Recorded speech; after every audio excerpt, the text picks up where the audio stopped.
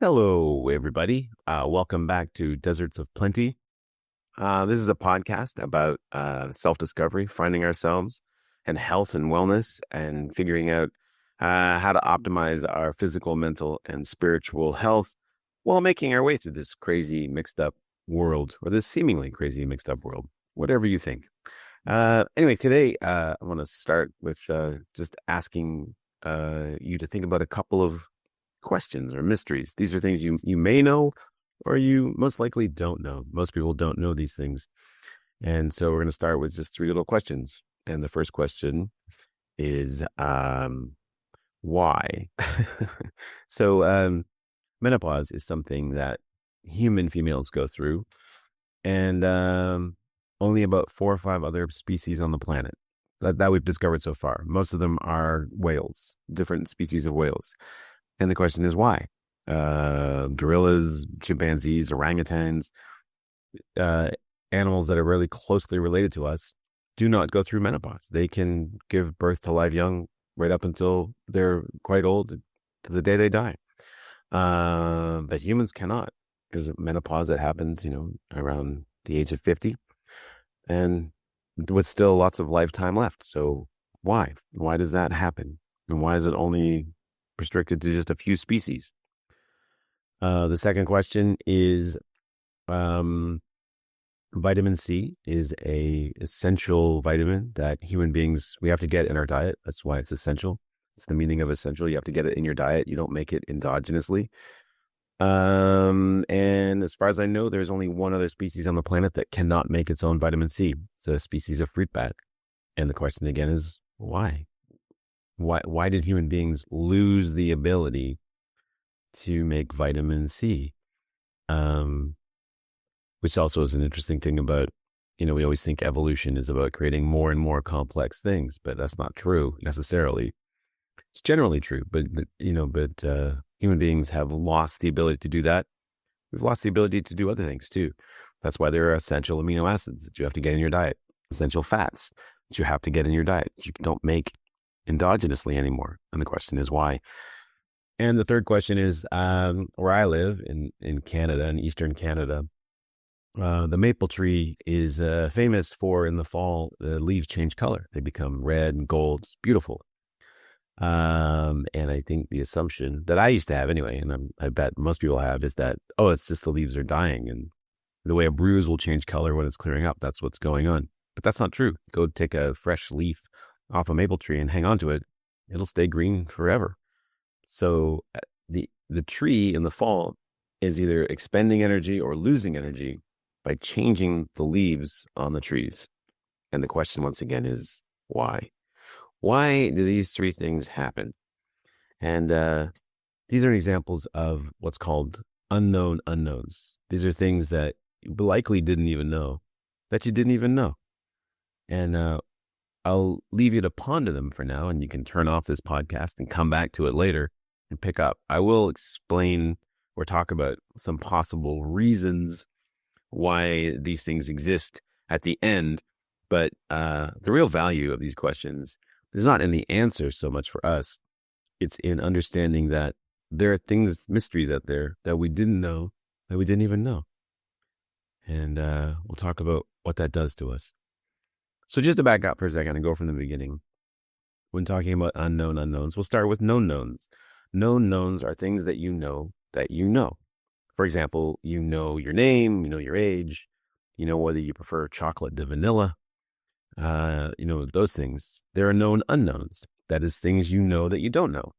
You don't know if there's life on other planets. You don't know if there's life after death. You don't know what the weather will be like exactly 1 month from right now. We have guesses about these things. You may feel certain certainties about them even, but you don't know them. There are unknown knowns. That is things you didn't know that you know, right? Like, oh, who's the guy in that movie? The one with the shirt. Oh, that's so-and-so. Oh, didn't even know I knew that. But my favorite unknown known is that we all know that we perceive the world differently than it really is. Our perception is not an fully accurate representation of the world. Our brain is designed to see things and experience things in a certain way, just so we can live long enough and pass on our genes. It's about functionality and not exactly truth or accurate representations. And my favorite example of this is, and I don't have a keyboard here, like a musical keyboard, so I can't play these notes, but I think we've all heard music enough to know that if you play a C note on a piano, say, and then you combine that with the G, that's a major fifth. And when you play those two notes together, you hear both notes blended together. You hear the C and the G, and you also be in the harmony. That's pleasing. So you still hear the two notes separately. I mean, distinctly, but you hear them together. Now, if you take light, say you take blue light and yellow light and combine them, you don't see the blue light and the yellow light anymore. You see a whole new color, green. So, you don't see the individual parts anymore. What happened to blue and yellow? They've seemingly disappeared and have been replaced by a whole new color. So that we experience light differently than we experience sound. And that's just a reflection of, we don't see the world as it really is. And also, I could have asked this question at the beginning too, because I love this one, is just speaking of the color blue. I think before the year 1200, there is no entry of the color blue in any ancient text. It's almost like they didn't have blue. It's and it just makes me think about how, until you have language to describe something, it doesn't kind of really exist for you, I guess. Even the Odyssey, which takes place on the sea, there's lots of opportunity to discuss the color of the sea. But, oh my gosh, I just blanked on who wrote the Odyssey. Shoot. Odysseus? I can't remember. Anyway, he at no point calls the sea blue. I think he calls it like a wine color. And I think there's another translation where he calls it green, but not blue, which is really interesting. And the question again, why? Why is there no mention of the word blue before the year 1200? Did blue not exist? Do they see things differently? Did they just not have a word for it? Really interesting question. Anyway, so that's, we've talked known knowns, known unknowns, unknown knowns, and then finally unknown unknowns. And those are the things that you don't even know that you don't even know. And I, gave 3 examples, or I have 4 now, examples of what for most of us are unknown unknowns, things I didn't even know that. And to me, the value of that is that it starts to expand your mind in a way of like, well, if I don't know those things, what else do I not know? What else out there do I not even know that I don't even know? And to me, the real value of unknown unknowns is thinking about ourselves, turning that internally and thinking, well, what are the things I don't even know that I don't even know about myself? For example, why do I react a certain way with certain people or in certain situations? Or why do I keep falling for the wrong person, the same person, just the wrong person again and again and again? Why do certain situations trigger me? What's going on? What's that about? And for me, the journey of unknown unknowns, or the value of it, is that constant set of discovery, and looking in the mirror and asking yourself, what if I'm wrong? What if this thing that I hold to be fundamentally true is actually wrong? And what does my life look like? I like to ask that question of like, what do I believe? Am I sure I believe that? What if that's wrong? What does my life look like? An exploration of that way is not about, living in constant doubt. It's just being okay with uncertainty. Generally, uncertainty drives us crazy, but it's the idea that things could change. And what does that my life look like? And being resilient and better able to, absorb shocks when they inevitably come. Because as Dostoevsky said, life is suffering, and life is going to wallop you again and again and again. And the more resilient you can be when it happens, the easier it is. I also strongly believe that certainty, if it doesn't make us stupid, it certainly makes us vulnerable and careless. If we're certain about certain things, then we go on blindly along, assuming those things to be true. And what if they're not? Just think of yourself. Like, what did you believe 10 years ago, or 20 years ago, or even 6 months ago that you now go like, boy, that was dumb. Boy, that was dumb to believe that. I have tons of examples of stuff like that.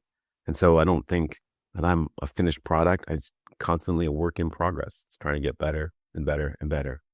So unknown unknowns, thinking about what if I don't know that I don't even know about myself? And what if these things are wrong? It's a good thing to look at. So just to go back to those 3 questions, I guess 4. The blue one, I have no idea. I've never found a real explanation as to why there's no mention of the color blue before, I think around 1200. It might be 700, but it certainly doesn't appear in any ancient text.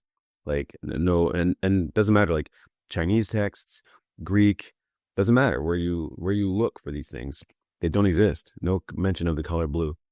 In fact, it's interesting if you start looking at the chronology of colors that are appearing. The first ones are like the reds and the yellows, that end of the spectrum, and then green, and then blue eventually makes its mark sometime quite a bit later.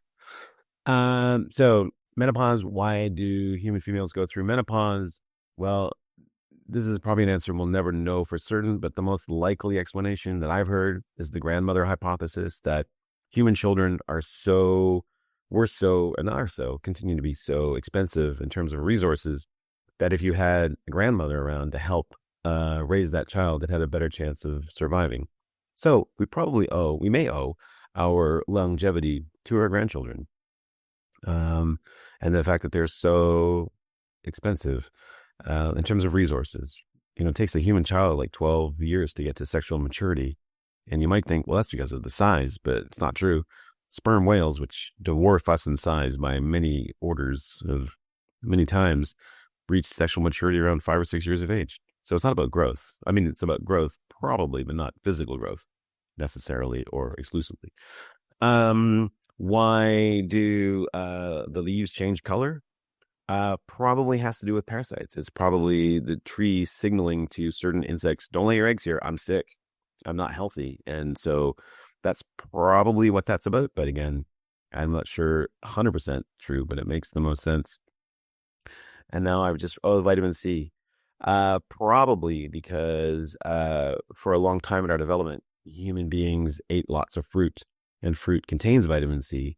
And so it just became a redundancy that we didn't, that once one human being lost the ability to make vitamin C, it wasn't a big problem. And so because nature always favors, always, I guess maybe that's the wrong word, but it often favors expediency and efficiency.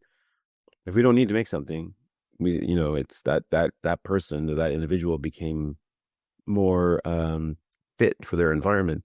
And then now we are all descendants of that individual that lost the ability to make vitamin C. Isn't that interesting?